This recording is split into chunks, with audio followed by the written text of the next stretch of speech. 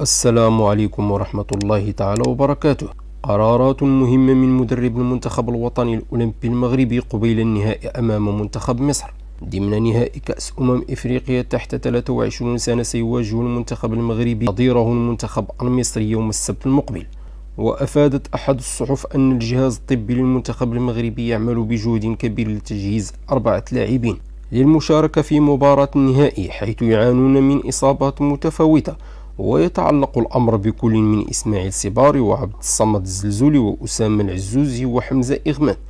وأكدت بعض المصادر أن هناك حالة من الاستنفار في المصحة الطبية التابعة لمركز محمد السادس لكرة القدم بالرباط، حيث يعملون على تجهيز اللاعبين ال4 ليكونوا جاهزين للعب في النهائي ومساندة فريقهم بالظفر بهذا اللقب الإفريقي.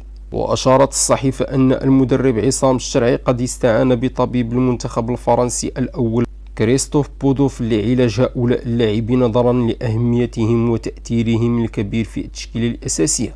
وستقام المباراة بين المنتخبين يوم السبت المقبل في المجمع الرياضي الأمير مولاي عبد الله بالرباط ابتداء من الساعة 9 مساء. نتمنى للأسود الأطلس الفوز بهذا اللقب القاري.